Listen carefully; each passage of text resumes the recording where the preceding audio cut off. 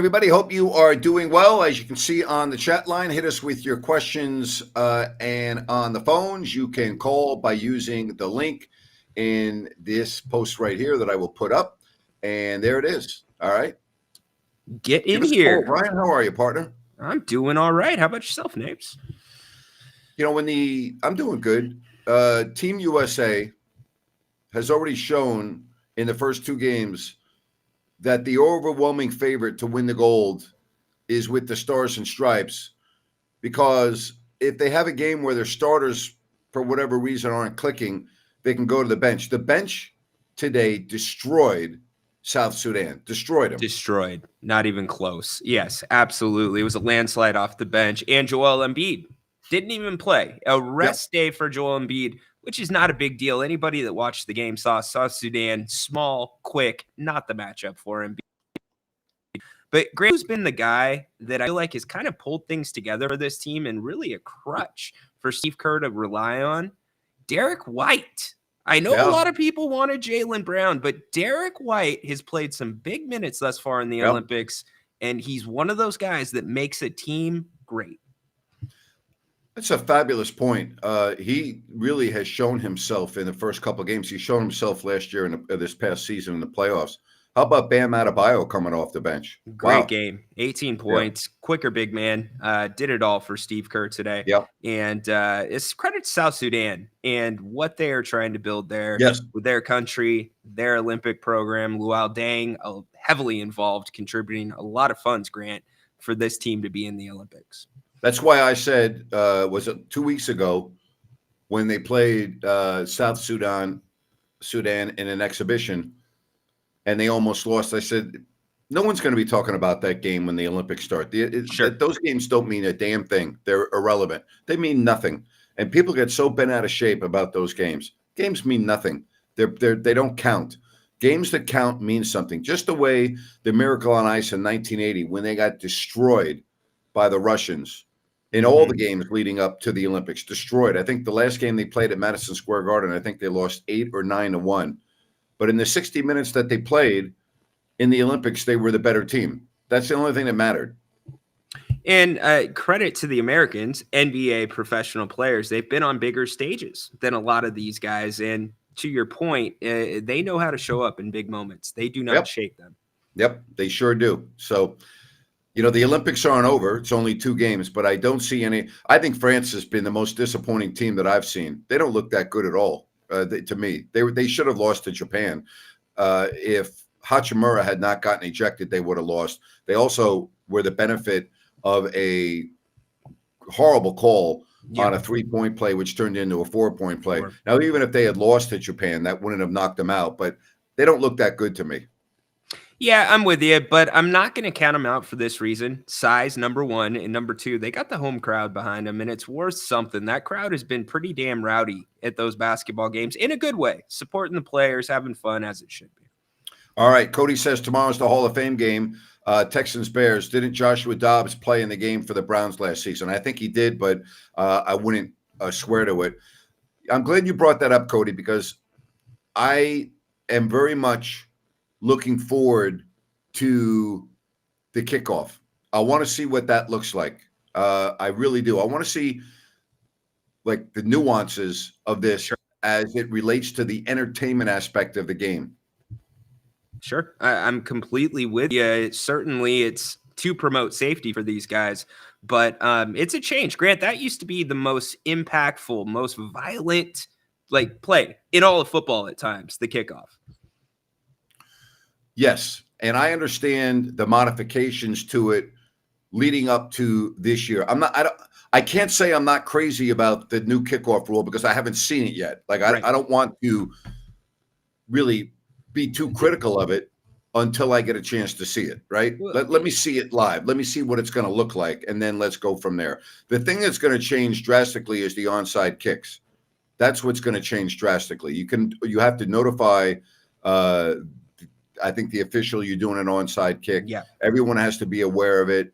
You can't do it, I believe, until the fourth quarter. There are a lot of aspects to it that I'm not crazy about. But I want to wait and see what it looks like. Yeah, and this has been a slow burn with the kickoff rules. Think about when they took away the wedge breakers and the wedge, for Yes, instance, with kickoff returns. And so now it is what I it get is, it. and then reporting the onside kicks. Yeah. Listen, I get it. When you get these athletes running full speed, running into a Oh, wedge block, man. I mean, it's physics, is it not? It is, and it's reckless abandon. Yes. Those guys do not pump the brakes whatsoever. They have one job, and it's to blow somebody up. Cody says you can't do an onside kick until the fourth quarter or overtime. That's correct. And I think you have to notify the officials and the team you're doing an onside kick, which doesn't really make any difference to me because when a team is doing an onside kick in the fourth quarter in the past, everyone in the world knew that an onside kick was coming. All right. The thing that I'm going to miss a little bit are the coaches that would gamble Yes. with onside kicks at the most unexpected time. Yep. That aspect of the game is now gone. That doesn't exist anymore. Yep, can completely change the momentum. I mean, there are ways you could somewhat get around that. You've seen teams kind of pooch the ball sometimes in between the deep receiver if they've got them lined up too much towards the front. So little things like that. What do you think about the hip tackle, Napes? Or the hip drop, I should say? I don't think that it's as big of a part of the game as a lot of fans made it out to be based on some of the stories that I've been reading on statistics, like that type of a tackle. So I don't know how drastic that's going to be. I really don't. I think the most difficult thing will be for an official to make that determination in live speed, whether it was that type of a tackle or not. Yeah, I'm not sure if it's reviewable or not off the top of my head, but that it seems though, Grant, I'm going to go the opposite way. I think it's pretty evident when you get the hip drop, guys will be kind of holding on, and then you've got another guy come on, and then they just drop down. I don't think that's going to be a hard play to catch. I think it's pretty obvious. Patrick chimes in and says, I hear they're going to be playing the preseason without the down markers. Automated is successful to do away with it. Yeah, I mean, they're trying to do new things. Listen, I've never understood with the technology that we have, right? 100%. Why you would not have the technology available to mark the football accurately. There have been big games that have been changed because the ball was improperly marked, because it's not an exact science, because you're marking it with the naked eye, quarterback sneaks, or just regular plays in general. So I hope this works. I would like to see that come into the NFL. Yeah, and the mechanism for reviewing that's really tough too, because unless it is just an awful spot, Obvious, right, you can't really overturn it. It's too difficult, as you said. I was one, again, with the technology, you would think in this day and age, you'd be able to put a little microchip that would not affect the dynamics of a football, that would automatically be able to do this, right? Yeah, I mean, I got to think they're in the development stages, or at least testing things like that. Think about how many things are on the players, Grant. They're wearing chips every day at practice, whether it's on their shoulder pads or in their helmet, that feeds back information on how they should be training, top speeds, etc. it monitors how many steps they take and at what pace they're running or walking, or it's everything is the analytics of not only sports but life in general are in full display. Absolutely. Absolutely. And to the point, we were talking about it last night about Caleb Williams not playing. So I was reading about the Jets having 3 joint practices this year. So I wonder if the joint practices are going to start replacing those reps for the starters. I believe so. I believe that's exactly what's going on. And I think you make a very good point of doing it. Now, in those games, though, the teams feel much more comfortable with playing their quarterbacks because they're not allowed to be hit in those controlled scrimmages. Exactly right. You've got coaches behind the play, you got coaches in front of the plays. It's controlled, even though you get a couple fights every now and again. Well, you're always going to get fights. I've never really understood that. That's number one. But number two, coaches are going to be more receptive, particularly like Aaron Rodgers, to playing all these controlled scrimmages, knowing full well that they don't have to worry about the quarterback taking a hit. Yeah, absolutely. And can we stop with the New York media? I don't know if you've been reading much out of Jets camp, but Joke. Aaron had a rough day. His foot got stepped on, Napes. His receiver dropped a ball. Does that not happen in every camp to almost every quarterback at some point? It happens in every camp, everywhere. And I got to tell you, I very rarely pay attention to anything coming out of training camp unless it has to do with an injury. I'm so sick and tired of, well, this quarterback looked good in practice. This quarterback, I don't give a damn how they look in practice. Doesn't matter to me. I don't care. All right. I don't care how Malik Neighbors looks in practice. I'm a Giants fan. I don't care how Daniel Jones is looking in practice. I don't care that he threw a perfect ball to Neighbors on a goal line situation. I don't care. You know what I care? Week 1 of the NFL, all right? When the Giants are playing the Minnesota Vikings, that's when I care how my players on my team that I root for look. I don't give a damn how they look in July or August. Doesn't matter to me. Yeah, it's as much about the fantasy side of things, looking to see what these guys are going to do in training camp, see if they're going to be a part of the offense, you know. But to your point, Dak Prescott, you guys better start game planning now. He threw 9 touchdowns today in the 7-on-7 period, Names. Oh, my God. Watch the hell out. Gunslinger, baby. Oh, wow. Dak. Dak. Thank God it's good for them. You got CD Lamb back. Yes. But they are working out pass rushers because they are a little bit thin there. There's no doubt about that. Listen, as long as they have Micah Parsons healthy on the defensive side of the ball, they'll be fine. He wants to get paid. I think he's the best defensive player in football now. I don't disagree with you. There's a good argument to be made there. Now, you look at some of these lists that are out. Some people have Myles Garrett behind Patrick Mahomes as the second best player in football this year. You agree? No, not even close. No, I don't see it. No. Cody says the mission, dethrone Patrick Mahomes. That's got to be pretty much at the top of the chart for any team with Super Bowl aspirations. Yeah, well, I mean, until you do, you're probably not going to win a Super Bowl. How do you put him in his own category in terms of what he's doing, what he has done versus every other quarterback in the league? Or do you think somebody's close or in the same ballpark? Right now, of all the quarterbacks that are in the NFL, he's in a category by himself. I agree. He's just done too much. That's right. He's Teflon. His body recovers quickly. He's never out of a play, Grant. Never. All right, so let's go back to Tom Brady. Was Tom Brady in a category by himself? No. Because he had Peyton Manning playing against him. Exactly right. I mean, what I mean against him at the same time is if you consider Mahomes to be Brady, let's just for sake of conversation. Yeah. Who would be the Peyton Manning in the NFL this year? It's a great question. Is there a Peyton Manning? I would say 2 years ago, that Peyton Manning was Aaron Rodgers, but his play in his last year at Green Bay dropped off, and then last year he was hurt, so I got to put a question mark next to him. But if you want to go back to 2 years ago when he was the MVP, shouldn't say his last year, his second to last year in Green Bay when he was the MVP of the league. Yeah. I would put him in that category. But right now, I have to see more of C.J. Stroud. I can't just do that based on 1 year. Josh Allen is too inconsistent. Definitely not Prescott. No. Definitely not Jalen Hurts. Burrow. He's hurt too much. Hurt too much, so I can't put him in that category. Skill-wise and everything else, yeah, but you got to be on the field in order to be Peyton Manning, who was on the field every Sunday, every single year of his career. All right? Yep.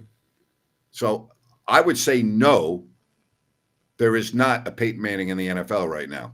No, I think it's Patrick Mahomes, and as you laid out, a group of everybody else that could be. I think C.J. Stroud, maybe we've still got that first year blinder, see if he follows it up, you mentioned, but outside of that, we've seen enough of a sample size for most of these guys. Maybe Joe Burrows, as you said, but stay on the field.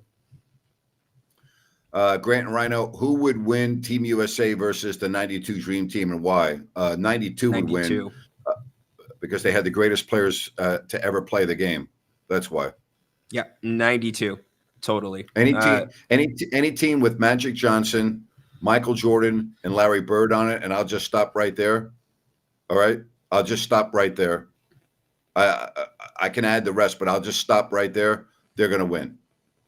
Yep. And those 15 turnovers, 17 turnovers, couple numbers Team USA had, those would be worked out amongst the players in the locker room and not the coaches. Very, very, very accurate. Really good questions on the chat line. You can give us a call if you want. Do I think if San Francisco stays healthy, they are the team to beat? In the NFC, yes, absolutely. In the NFC. I thought San Francisco was the team to beat last year until Christmas Day, when Baltimore went in there and destroyed them. Yeah, yes. And so I saw some vulnerabilities in San Francisco that day that I thought would show up. And listen, let's be honest. The 49ers were very lucky to beat Detroit. The Detroit lost because of Dan Campbell. That's why they lost. They should have beat San Francisco that day. Yeah, Detroit's hungry. I don't feel like San Francisco isn't hungry, but it feels like, they've been there. They've got that taste. Yep. Detroit hasn't. And with Dan Campbell, and whether he feels he made a mistake or not, that team's going to be ready to play. You got Amon-Ra St. Brown, who felt like he was jaded by not being a part of the Pro Bowl. Yeah. We could go on forever. I think 1A San Francisco, 1B Detroit. All right, I'm going to say my dark horse this year in the NFC is Green Bay. Listen, they added Josh Jacobs. Mm-hmm. They got much better on the back end with McKinney from the Giants. They have added to their team. They have a quarterback who's coming off a red-hot second half of the season, who's got a lot of confidence. They have a good offensive line. They have a good – listen, I'll go back to the game on Thanksgiving. Yeah. Yeah. No, absolutely. Green Bay went into Detroit and kicked their ass. And hand to them. The turducken and everything. Well, and Detroit had been playing sky high going into that game. Yeah, they had been. They were ready for their run. And I think if I'm going to go dark horse, I'm looking at my list right now. It's tough to say. Even though I'm not super high on them, I have them at 10-7. I think the Chargers. Anytime you have a quarterback of Justin Herbert's skill, you bring in Jim Harbaugh as a new program, a new breath of air there. If he gets the players to buy in, anything's possible. And you said it a couple nights ago. How many games did they lose because of terrible decisions, analytic decisions? And I think the game that they played, I think the second and week last of the season where they were down 50-0 at the half or whatever, that just kind of told me, okay, there will be some massive changes within that organization. It's going to be interesting. Jim Harbaugh's got a good track record of turning teams around in a hurry. And you don't really have to turn the Chargers around that much. You just have to fine-tune them. Amen. Very, very good point. Alex asks, do you think both Justin Fields and Russell Wilson will be on the Steelers all season? Yes. Why would I not? Do you think they can coexist if they do go with that 2-quarterback system? Because I just don't remember it ever working, Nabes. 2-quarterback systems never worked in the NFL. Yeah. And Mike Tomlin will not go with a 2-quarterback system if he feels it's not the best thing for his team. Yep, I am with you. I think that they will both be on the roster as well, but I'm guessing one of them will probably go down to injury. Hopefully not. Hopefully they can make it through, but that might be Russ. Well, first of all, I don't think Russell Wilson has any value in the NFL. No, he's got to prove himself. In fact, John Elway came out the other day, and maybe it goes back to this. He says not drafting Josh Allen was his biggest mistake in Denver. Well, wouldn't you think it was the trade for Russell Wilson? But I guess if you draft Josh Allen, you're not probably trading for Russ. Maybe that's his line of thinking, Grant. Maybe, but it's a very good point. And I would say that Allen to me is one of the most puzzling players in the NFL because at times he looks brilliant. Yes. Brilliant. And then he makes that one decision in a game, which I thought he got better in last year. But we talk about a lot of teams with their window. Is Buffalo's window closing on them? They have been right on the doorstep every year and have not been able to push through. They had that game 3 years ago in the playoffs against Kansas City where, because of a horrible decision on a kickoff, they lost the game, right? Yep, and absolutely. They could have very well won the Super Bowl that year. They were that good. And it's almost like what can go wrong will go wrong if you're a Buffalo Bills fan. No doubt. Bills Mafia, they are a different breed, jumping through flaming tables and such. But yeah, Sean McDermott, probably the hottest seat in the NFL, I think. And no doubt. You lose a player in Stephon Diggs. He goes to Houston, which makes, in the AFC, the Houston Texans that much better and dangerous with CJ Stroud. But yeah, I think the window is not, I'm not going to say it's closed, but it is definitely not open like it has been. I think the coach that will not be around to see the final game of the year will be Robert Saleh. I do not. I think that's going to be a real problem. It already seems like it's a problem right now. The miscommunications. Well, Aaron's not going to play. Aaron's upset. And then you go back to the preseason, Grant. We've documented that. Unbelievable. Hey, I want to tell you before we take some phone calls about New Works Plumbing. They've got a fix for you. They're available around the clock 24/7 for all of your plumbing needs and repairs. Just go to sackserviceplumbing.com or call the number on your screen. That's New Works Plumbing. They've got a fix for you, and they will be there in a jiffy. They are great. Also, speaking of great, that would be Bennett's and their food, prime seafood and steak. Don't forget about their weekend brunch, their weekend prime rib. They have their happy hour sips and taste. It's outstanding from 2 to 6. And if you go to Bennett'sRestaurants.com, you can check out their 3 locations, make a reservation and more. That's Bennett'sRestaurants.com. You will love it. Yes, you will indeed. Grant, I want you to get ready because this guy called the 2 p.m. King's Court show, and he gave me pretty much an entire breakdown of about half the sports in the Olympics. Uh-oh. So he is rearing to go. Connor, what's up, man? Woo! What's up, Ryan? What's up, Grant? What's hey, up, buddy? Matt? Whew, man! It was a great day for the Olympics today.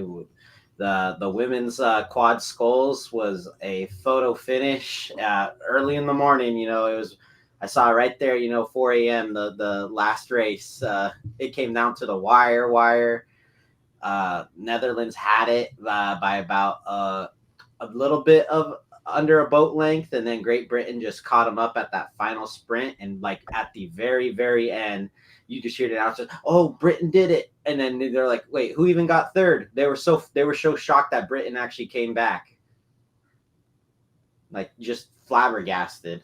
And then today, I was just on the edge of my seat. Later on, that the actually 8:30 game, the women's volleyball versus Serbia. USA versus Serbia. That game was a doozy. That was What was that, volleyball? Yeah, women's volleyball. That was a championship. That was a who won? We won in the 5th set. We had a match point about like 6 times. It went long. Like we had 14-11. They hit 3. Then they tied at 15, and we win 17-15. All right. Yeah, it was a doozy. We were up for 2-0 in the first 2 sets, too. So I was, once when I saw it go to 5, I was like, no, don't tell me this is happening. Do you have a life for these 17 days or not really? Oh, lots of Olympics, man. Hey, you know what? These people, their sports are not watched a lot. Like, I mean, that's right. They're not watched a lot. Right. This is the only time they're really in the spotlight. I'm giving them the time for all the work. Good for you. Amen. They're watched a lot. They're watched in a lot of other countries of the world, but they're not watched in America. Like track and field is an extremely, and those events haven't even really started yet. Track's really big with college. Track and field around the world is huge, but not in America. College, I would say it's big. We got the Oregon Ducks and stuff. Like I wouldn't say that at all. I wouldn't say it's big in terms of. I would say it's big in terms of programs being big, but in terms of people watching it, not a lot of people in America are watching college track and field. They're just not. I mean, they don't. If you tune in, it's usually close to an Olympic year, coming up on an Olympic year to see if anybody's going to possibly come from the college ranks. One bright spot, we talked about the women's rugby team yesterday from here in America. They got $1 million donation on the backs of their win against Australia, which is pretty amazing. Great. Awesome stuff. So to Sea Dog's point, it's good for them to get some run in the sports that don't have that stage. I mean, I saw Guatemala win their first gold medal ever. Trap shooting female. Get a life. You have a good one, man. You get some sleep, all right? Because I still have replays. I was in the middle of skateboarding. I got to watch BMX tonight. All right, try to get a wink in or two, all right? Because I want to make sure that you don't die on us, all right? No, man, I'm juiced. Hey, you think I'm bad now? 4 years from now, LA. Oh, God. Take an Uber to work, man. I'm going to leave the country in 4 years. Get the hell out of California. All right, thanks, man. Appreciate Thanks, it. C-Dog. Appreciate you. Yeah, he's fired up. I said, if you're this into the Olympics, we might need to set up a GoFundMe to send you to LA in 4 years. My goodness. We bring in Mr. Moss. How you doing tonight, Mr. Moss? Hey, fellas. Hey, Grant. Hey, Ryno. How you guys doing, man? Good. How are you? Excellent. Not too bad, man. How you been, Grant? You been good? Yeah, everything's good. Yep. Good, man. That's good to hear, man. It's good to see you, man. I'm with you guys.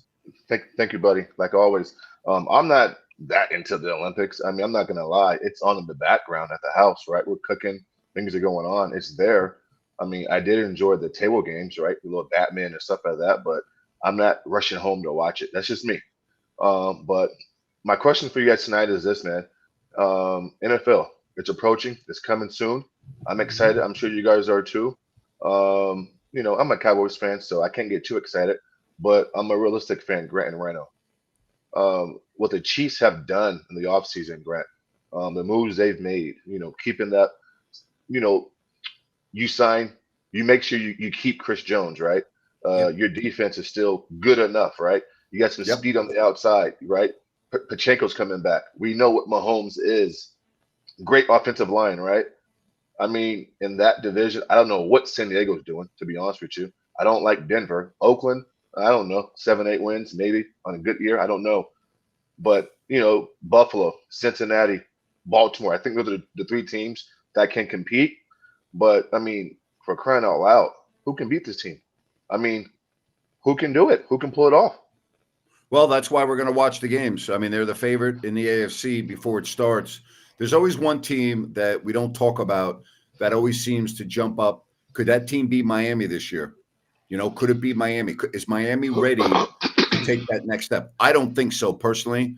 Okay. I don't think so. They didn't beat a good team all of last year, and that concerns me. I thought their record was deceiving last year, but those are the things that I'm looking at. Who's going to be the dark horse? And I want to see if Houston can build on what they had last year, because I thought what the Texans did last year was remarkable. They seem to have a good offseason with a lot of momentum and well coached. They're almost the Detroit Lions of a year ago. There you go. I think that's a great point, Grant. Real quick on Miami, I think they're a good offensive team. I think their O-line needs to be bolstered and can get better to protect their quarterback. But I just don't trust Tua in high-pressure moments to make key throws on 3rd and long. That's just me. And then last question, and then I'll let you guys go. Hold on, let me throw something in really quick about Miami. I think they are great for the regular season. I don't think they're built for the postseason. They're not physical enough. They're too cute. Agree. Let me close on this last note. NFC, right? I think we all think San Francisco should be back.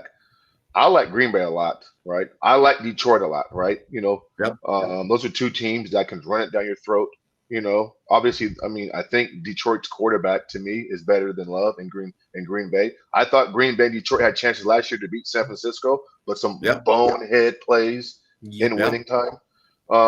If there is a team that can beat the Chiefs, if the Chiefs get there, let's say Buffalo, Cincinnati, what have you, I mean, is Frisco the clear-cut best team in the NFC? And I'll take the question off there, guys. Okay. Thanks for your time. Thanks, Mr. Moss. In my opinion, if they're healthy, yes. But I'm a little – they were healthy last year in their playoff games at home, and we're very fortunate to come out on top. So is Brandon Ayuk going to be on the field and happy? I would think so. Is Trent Williams going to be on the field? That's the bigger deal. That's 100% the bigger deal. If you don't have Trent Williams, that changes everything. I think it changes everything. San Francisco has been able to maneuver if you don't have Debo or you don't have Ayuk, but Trent Williams, no, 3-4 without him. You mentioned that, and it's spot on. And I would think that's pretty much true of most teams in the NFL. If you take your stud left tackle off the field, we saw it 3 years ago or 4 years ago in the Super Bowl when the Chiefs didn't even score a touchdown. Think about that. Patrick Mahomes did not score a touchdown against the Bucs in the Super Bowl because he didn't have his starting left tackle or starting right tackle in the game, and they couldn't advance the ball.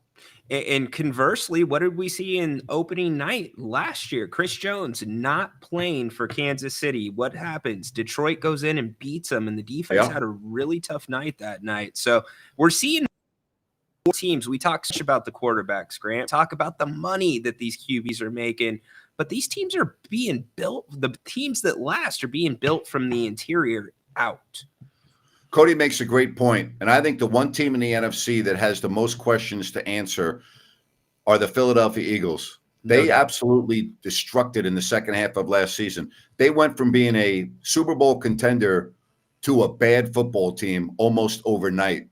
And I'm with Cody on this. I do want to see what they look like this year because their last 6 to 7 games, I mean, they were fighting for the number 1 seed up into the second week last, and they lost at home to Arizona, for crying out loud. That's right. And Jason Kelce, a huge part of their identity. Grant. He was a leader of that team, one of those interior guys. And Nick Sirianni, let's talk about that for a second. I don't think his seat is exactly cool either. There was a lot of talk about him losing his job, and instead they made some big changes with the assistant coaches. I want to see without Kelce, how's the tush push look? I don't think if I'm a lineman, I'm pissed every time that play's called. It's taking days off my career every damn time you run that play.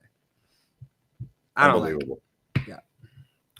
Well, I can't wait. We got the Hall of Fame game tomorrow. Yeah, it's not a game where you're going to see a lot of the players that you recognize, but it is football, and I am very much looking forward to seeing the kickoff. Yes, indeed. I know Patrick mentioned that they're not going to have the markers. I think there is talk of them using the tennis technology for the line to gain. I think that's actually the exact system they will be using. See how it looks, We'll see how it looks. But it's I'm fine with them experimenting in the preseason with that. Go ahead. That's what do it. Good. Yeah. You don't have a feeder league like Major League Baseball right now. AAA is experimenting with replay with certain with pitches. You get 4 of them. You can tap your helmet. They go to the same technology. So the preseason is where you got to do it for the NFL. It also frees up the sidelines a little bit. You get all those people off the field. You also have less interference. They get run into a lot by the players. They take some hits. Yeah. Safety factor. There's all kinds of things that I think could benefit. Am I a fan of people losing their jobs? No, I'm not. Those people rely on that income every week, and they've been doing it for a long time. But I guess that's the misfortunate part of this. But for the game, I think the game will be better. Yeah, but I got to think NFL franchises, there's a lot of positions to fill on the field and around the game. I'm sure they can find something for the guys that are holding the chains. Hope so. All right, again, if you want to get in on the program, easy to do. We appreciate your feedback and your questions right here on If You Don't Like That. Can you believe we're already at the end of July? No, it's incredible.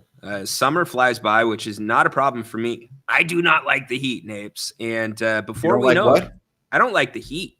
When it gets to the hundreds and we get a week of 105, no, thank you. Give me the New York cold weather over the heat, Napes. My favorite month of the year in California is October. I love October. October's great. Yes. Yeah. Right up there with November. Absolutely. Yeah. It's a perfect month. I think what makes it perfect also is everything that's going on in the sports world, but the weather is just freaking ideal, right? It's phenomenal. Yeah, you're almost like kicking yourself like, God, I'm staying inside all day long on a day like this to watch every game. So Yeah, you could take football on the go if you want to watch a little football outside, but totally. And that's the one thing everybody talks about, SoCal, SoCal, SoCal. I've lived in Northern California. I've lived in Southern California. You don't get the seasons down there. October, you're seeing the leaves change, starting to get a little cooler. That's the benefit of Northern California. All right, what else is going on? We've got the baseball trade deadline in the books. So now you move towards the dog days of summer, and before you know it, we will be having the pennant races, and then next year you'll have the A's in Sacramento. All right, so we haven't talked about this that much, and I need to do some more research. I know that they're making modifications and they're doing some things to the facility in West Sacramento to appease the Players Association. I'm going to tell you a story of covering the St. Louis Cardinals at Busch Stadium in July of 1985. All right. Okay. I go to Busch Stadium to cover the Cardinals for the first time. Actually, it might have been the summer of 84. It was either 84 or 85. And that team was great. The nickname for the team was Whitey Ball because the manager was Whitey Herzog. Nice. They had a tremendous lineup. They had Jack Clark at first. They had Tommy Herr at second. They had Ozzie Smith at shortstop. They had Vince Coleman at third. They had Andy Van Slyke in the outfield. They had dominant pitching. They were really good. All right. So I go to an afternoon game at Busch Stadium, 1:00. I get there at 11 to get interviews and everything. And it is a typical summer day in the Midwest. No grass on the field, all carpet. All right. Okay. I don't have a suit on, but I'm dressed up a little bit with nice pants, shoes, professional looking shirt. Absolutely. As I'm representing my TV station. I had a light pair of dress shoes on. Okay. What's a light pair of dress shoes? Well, they weren't white, but they were like beige. Okay. Color light. Gotcha. Yeah. All right. I had to throw my shoes out. I could never wear them again because they had a sweat stain on them that ruined the shoe. That's how hot it was. I sat in the Cardinals dugout about an hour before the first pitch. I'm sitting in the dugout. The dugouts at Busch Stadium were lower than most other dugouts, meaning that when you sat in the dugout, your eyes were pretty much at eye level of the field. Okay. You could see the heat vapors coming off the artificial turf. Like you could actually see the heat vapors coming off the carpet. At Busch Stadium, if you can go back and look at this on YouTube, they had a thermometer down the first base line against the wall. And at times, you would see 140, 150. Oh. No, I'm serious. I believe on the you. Field. Yeah. So my question is, why on earth? Some of the games are going to have to be played during the day. Yeah. In the Sacramento summer. Why would you put artificial turf on the field instead of natural grass? Why? Because they don't think they can maintain it, Grant. If you're going to have a AAA team playing there, grass in Sacramento, California. Well, it's the quality of the field, right? If you have two teams playing a home schedule nearly at the identical same time of the year, I think that is the concern. Now, I don't disagree with you. That's going to be brutal. It's going to be like standing in a parking lot. It's going to be rough if you're going to have a real problem that way. Yeah. And you're going to have guys that lose their job too. Think about how many people maintain that field on a daily basis for the River Cats as it sits right now. And that field at Busch Stadium, the only dirt on the field were the cutouts on the base at the bases. The artificial turf was where, are they going to keep the infield intact in West Sac, where at least the first, second, or at least the shortstop and second baseman can stand on dirt instead of the hot carpet? Good question. Right? Very good question. The carpet you're talking about back in the day, that was carpet and concrete. That was brutal. Yeah. Let's not This won't be as hot as that, but it will be hot. And I'm telling you, the players will be complaining about that. I can guarantee you that. Well, that's just one of the few problems they have. You've got the dugout problem too. You've got the locker rooms that are out in the outfield, in left field, and that's gonna the facilities. I talked to somebody the last time I was at a River Cats game that is affiliated with the team, and they said the major leaguers ain't going for that. Even if they upgrade those, it's still a problem. So I don't know what you're going to do construction wise to try to get an underground area to each of those dugouts. I don't know. And then it's going to be very interesting to see what the attendance is. I think the attendance will be great. Well, doesn't that depend on what the A's do with the ticket prices? You could easily price some people out, my friend. I think the attendance will still be very good, and most of the fans there will be coming to see the opponents as opposed to the A's. Well, to your point, it's gonna become a destination for a lot of other teams, their fans coming here because smaller environment, California, you're going to want to come. So, yeah, I think it'll be. And then they'll see downtown Sacramento and they'll figure out how quickly can we get the hell out of here. This is true. How quick can we get back to the Sawyer directly from Raleigh Field or Sutter Home Park? Excuse me. Sad, but true. I hate to say that. Well, maybe this is part of what improves that, Grant. I mean, there's still a lot of talk going around here locally. Is there room for a baseball team in Sacramento?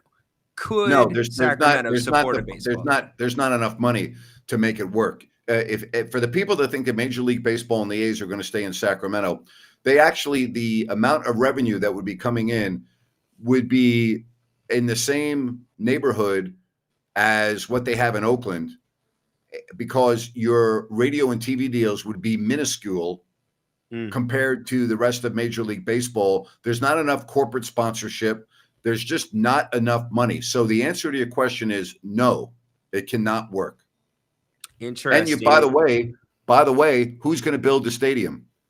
Well, there's some people that say that stadium can be renovated. No. You could throw a second deck on it. There's open area there. I don't know the particulars on that. And have fun throwing a second deck on there. And how long is it going to take to get to the stadium? Okay, if you throw a second deck on there, you'd be better off just building a new stadium instead of throwing a second deck. That stadium would need major overhaul. I completely agree. You got the area, you got the railroad area if you want to, even though they're trying to bring downtown a little bit more to the north. But it's interesting. Then there's the other thing, Grant, Major League Soccer. What I can't wrap my head around, and I know that there is a need for it here, there's a want, the entry fee to get into MLS. I don't see how you even begin to start thinking about recouping it. It's through the roof.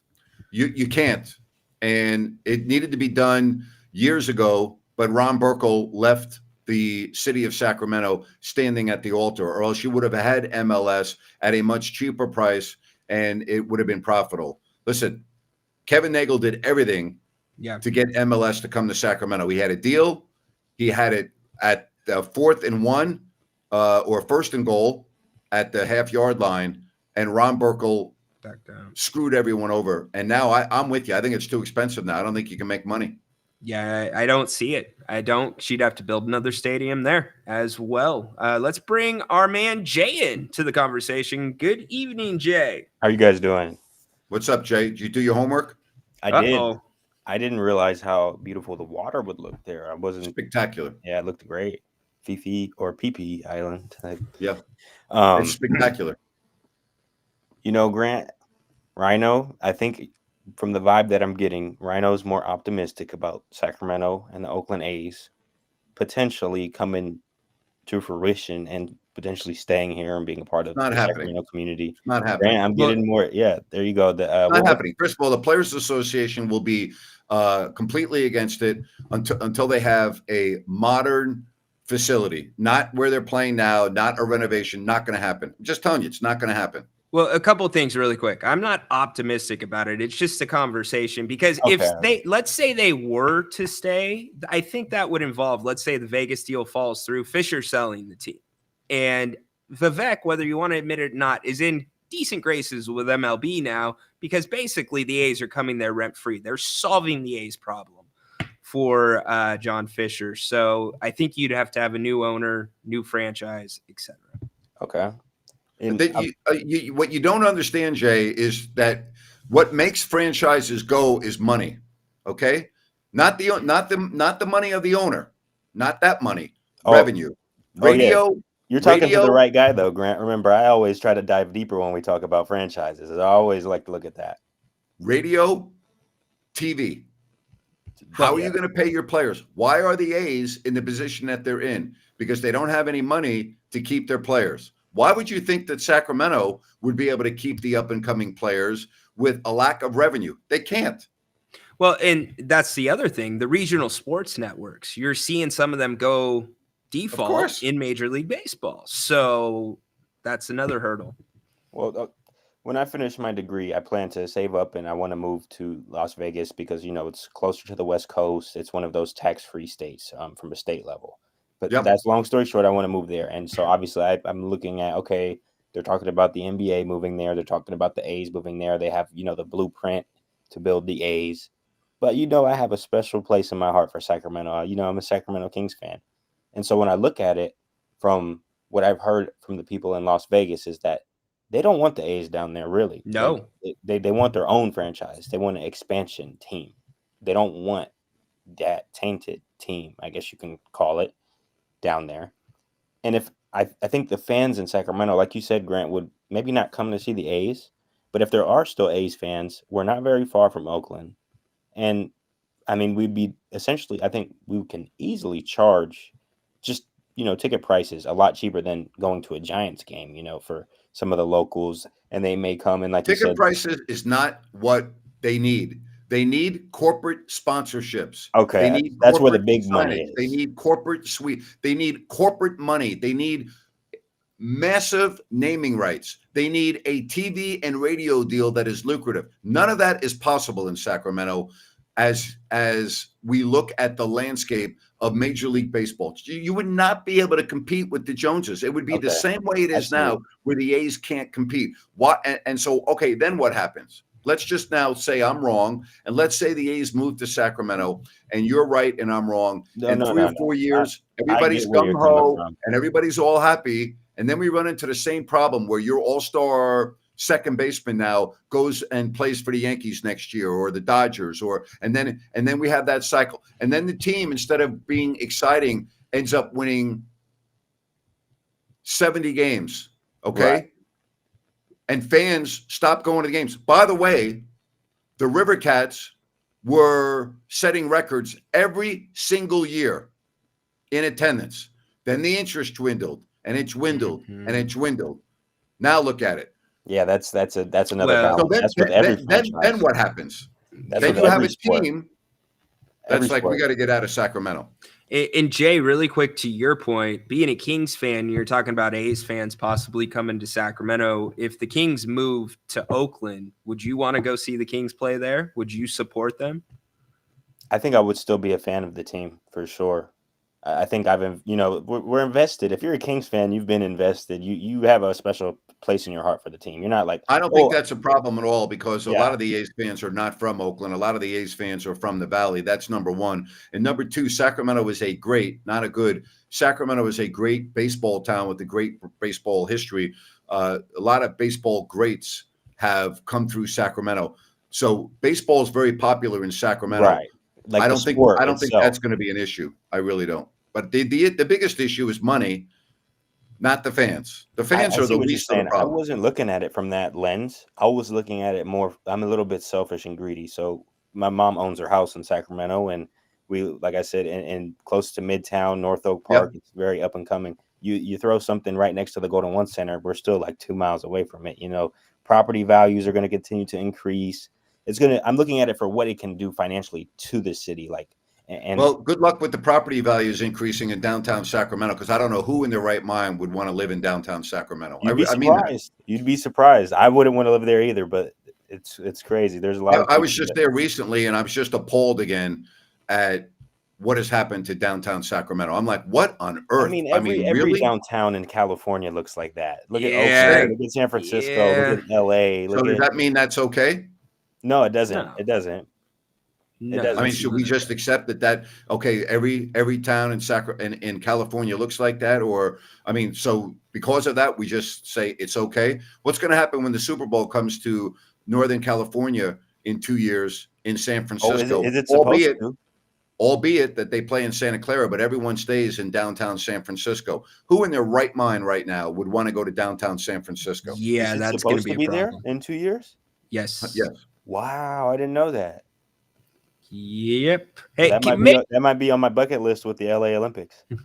maybe here in Sacramento, we should just focus on trying to get an all-star game first. Let's start there. That's never That's happening probably never either. gonna happen. That's not happening either. That's Well, never it's because of happening. the hotels. Yes. Right. I That's wouldn't even say the problem. hotel. I would say just like you want a city where, I mean, you look at Sacramento and you see what, unfortunately, people like Gilbert Arenas and other people in the NBA think of this city. And that's not just Gilbert Arenas. Yeah, but that's if a lot of Cleveland can have an all-star game, Sacramento can have an all-star game because in February there's nothing to do in Cleveland. Nothing. All right, nothing. That's true. You can go to the Rock and Roll Hall of Fame, or you can try to walk Yeah. a block without freezing your ass off. So Sacramento actually has a lot of Yeah. things that they could use to entice people. They could have, you can go to Napa for the day. All right. There are a lot of Yeah. other things you can Well, do. I think too, the Arco Arena was just Arco Arena. Like if it Right. was back in the Arco days, like now go to one is the downtown Commons Center. So you have the shopping mall, you have Old Sacramento, you have the movie theater over there, and all these great restaurants. So maybe you are right, Ryno. Like if it was Arco Arena, I think we'd have a hard time because you want to stay near where the event is most of the time, and you're by. Listen, the city of Sacramento could easily accommodate an all-star game because of DOCO and the convention center. That's could a put huge, the and that's why I'm NBA so big jam. on the A's. Yeah, that coming would down not be here. a problem. The problem is the hotel space. There are not enough quality hotels in Sacramento, and no one's going to start building quality hotels in Sacramento. That's never happened. Well, I shouldn't say never. That's not happening in the foreseeable future. There's no demand for it out here. That's correct. None. There's no tour. It's not a tourist. No, it's a political town. I mean, if it weren't for the capital, we wouldn't be as relevant. Oh my God. I mean, that's why downtown Sacramento was able to even have a heartbeat is because of the capital. Yes. And Absolutely. all And of the people that huge. work there and all the government officials, and we can That is go on very and on. Yeah. And that's why I think why don't we give it a shot with the A's? I get what you're saying from we're a small market. Not happening. But I mean, just for the city, for the love of the city, like it's Yeah, time but who's to add gonna like another It's sport. not for the love of the city. Stop it with the nonsense. If you Why let not? me ask you something. You're a wealthy individual. Are you going to do something for the love of the city? And every month you're looking at your millions of dollars evaporating from your bank account month after month after month. I appreciate nothing to do that, with the love of the like city. that perspective, because you're right. Where's this funding also going to come from? And it's coming from I get where you're saying. I get where Rich you're coming people, wealthy people don't become wealthy by doing stupid things. No, I see where you're saying. I mean, to Ryan's point, this came across my head earlier. I mean, Vivek, he has money. If he, if No, he doesn't. He does not have money. After COVID, that was pretty hard on the Kings. That Really? was difficult. Yeah, He's one of the. I think I think Vivek has and again, I should fact check this. So this is not a fact. What I'm saying, I believe that he has the lowest net worth. Yes, he of probably any is. owner From what I was in looking the at, NBA. yeah, he's probably one of the lower end net worth. Listen, I'm going to just tell you something right now. You want to know the nuts and bolts of this? Here's the nuts and bolts of this. For the people that think that you can get Major League Baseball in Sacramento, you can't even get MLS soccer in Sacramento. Stop it. You don't even have enough money to get a freaking MLS soccer team. You think you're going to get a Major League Baseball team? Wake the hell up. but it seems like Major League Baseball would be the better investment of the two. That too. But also, you're looking at probably the worst MLB team right now in the league from a performance standpoint and obviously the connotation, the negative connotation or reputation that comes with that team. So it's kind of like, hey, we can buy low. Excuses. It's been like that for decades in Oakland. The fans have never supported that team. So I don't want to hear about the team being bad. They didn't support the team when it was good. That was in the late 2017, 2018, 2019, when they were winning 97 and 100 games and winning the division. They still had bad attendance. They still couldn't even fill up the damn ballpark for a playoff game. I don't want to hear about it. That's nothing but a myth. A myth. It's a myth. The fans have never supported that franchise, and that's why the franchise is not there anymore. What would Sacramento have to become, or what would the city have to do to take that next step to be a destination for a 3-letter professional sports league team? They have to have more corporations. They have to have more. That makes a lot of sense. They have to have more companies that are moving to the Valley. Yep.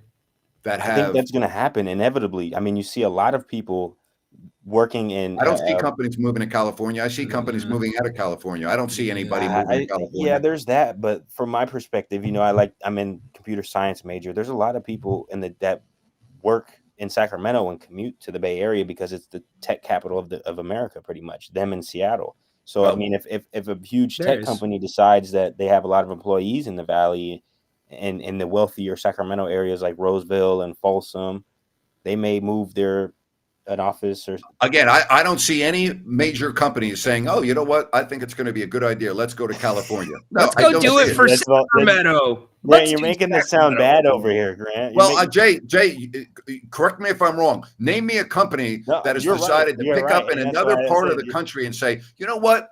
Let's go to California. They're doing great. They have a great economy. The taxes are very friendly. There's no crime. The cities are beautiful. There's not a homeless problem. There's not a gun problem. There's no shoplifting. Let's go there. Let's go there." Oh, wait a minute. Actually, very true. Whoa, wait a minute. Grant, you're really making us look bad right now. Look at all the businesses and retail stores and malls that are completely shut down in San Francisco. Because they're getting one of the most beautiful cities in the world. Grant, I can't walk into a convenience store. A big box convenience store and get a stick of deodorant that isn't locked up. Yeah. It's a joke. I can't.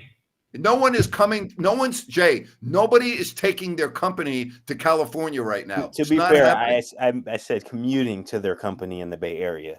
Jay, we need entrepreneurs. Get your degree, start a tech company, launch it out of SAC, buy the A's, build your stadium. I'll be honest with you, I'm such a hypocrite right now because if I could buy an MLB team, I would not buy the A's. I'm a hypocrite for that one. Sacramento is stuck in that difficult position, Imagine where, I'm going to play this card. I rarely do. Imagine where this city would be without the Kings here right now. I'm so glad we have the Kings. I'm very grateful that we have that. We take pride in that as a city. Jay, I'm going to give you another homework assignment. All right. YouTube. Go look up K-O-H. Tao, T-A-O. I'll type it in my browser real quick.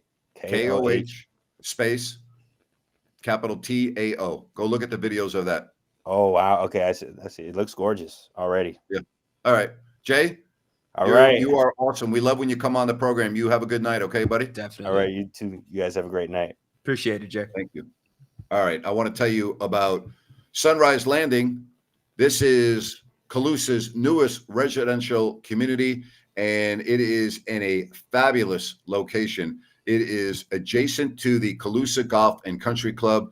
This is an outstanding project from Blazona Development with many models to choose from. Remember, there's no Mellorews here, no homeowners. Again, the locale is fabulous. Calusa, go check it out. It's a gem. Close to I-5, Highway 45, Highway 20. And again, you just go to CalusaSunrise.com and you'll get all the information you need about Calusa Sunrise and Sunrise Landing. That's Sunrise Landing in Calusa. And love talking about it. I'm going to actually try to get out there when I'm in Sacramento in a couple of weeks and make the drive. So, Ryno, I'm not anti-baseball, all right? I would love to see it in Sacramento, but I'm a realist. All right. And it's not going to happen. It's just not. And I know that there are a lot of people that think because the A's are moving there temporarily, that means Major League Baseball is coming to Sacramento. No, it doesn't mean that.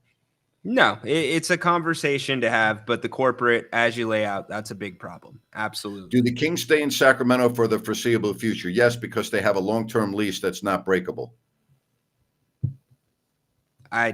This is our team. Remember, this is our team. That's good enough, right, Names? Yeah, the team's not going anywhere. Yeah. All right. Hey, I got something. I got Go something ahead. for you really quick. Yes, sir. Yeah, you made me look at this up. Check this out. Here is the AstroTurf, my friend, Yep. that you are talking about at There's Busch Ozzie Stadium. Smith. That's Ozzie Smith rounding third. But look at that carpet with the little Yep. patches of dirt. Yep. There Ozzie you Smith. go. Ozzie Smith never said no to me when I went to Busch Stadium. And I probably went to Busch Stadium, I don't know, 25 or 30 times. And the Cardinals were, other than Willie McGee, the Cardinals were great to deal with. I did a lot of stories that ended up on ESPN from there. Oh, wow. And did I ever tell you how I would do that, right? I'll tell you a real quick story. Yeah. So I would go to Busch Stadium with a photographer, and I would do feature stories. So, like, for instance, I'm doing a story on Jack Clark, who is having a monster year, all-star, great slugger. And so you go and you'd interview Jack, interview one or two players, interview the manager about Jack Clark, have your photographer shoot Jack Clark in the batting cage, taking ground balls, and then when he was up at bat, right? Mm-hmm. Then you get back in the car, drive 2 hours to Decatur. I would edit the story on 3/4-inch videotape, Oh, package, put it in the case, get in my car, drive 15 minutes to the airport, go to cargo, the airline cargo, yeah. ship the package to ESPN. All right. Wow. The next day, or whenever the next day, you'd watch ESPN Sports Center with Chris Berman and Bob Lee. Yeah. And you would be sitting there and you would be hoping that they would run your story. And all of a sudden you'd see the logo come up behind Chris Berman's shoulder of the Cardinals. Well, the Cardinals are having a banner year and blah, blah, blah. And of course, one of the big reasons is Jack Clark. For more on that, here's Grant Napier from St. Louis. Incredible. Yeah. And they would, I had a mic flag. I had an ESPN mic flag that they would send to and we would get $150 for that. I would give $75 to my cameraman, and I'd keep $75 because I was only making $13,000 a year back then. So I would do that. I'd go to Illinois, do stories on Lou Henson, the Illini basketball team, football, the Cubs. I mean, I would to make extra money. And sometimes ESPN would run your story, and sometimes it wouldn't. But one of the biggest thrills for me starting off in the business was hearing Chris Berman go. And for more on that, here's Grant Napier. That is so cool, Grant. Yeah. That all around the work ethic and a totally different day from just doing a remote hit from your room. Incredible. Yeah, we would leave at 9 a.m, come back. We would leave we'd get like 2 at bats. Mhm. So like if Jack Clark, after a second at bat, we'd get in the car, drive 2 hours because I had to work too. Yeah. Edit the story, go to the airport, get ready for the sports on the news at night or whatever the case may be. And yeah. And not only that, I would have to put a story together that would run on our own station Sportscast. So I was doing a story for ESPN, but I had to do a different story for my TV station. I love that grind with no guarantee that it's going to get picked up. None. But you do it for the passion. Freaking love it. I did it for the passion and the income. Love it. What How a about thrill. that? Before the TiVo days, too, just to be watching live. Here's Grant Napier holding an It ESPN was such a thrill. flag. Wow. And you know, and then all of a sudden you'd see yourself on a stand-up and you'd be like, wow. You know, like you were like, wow, I'm going to make it in this business, you know? Yes, those moments. Absolutely. Love it. Thank you for sharing that.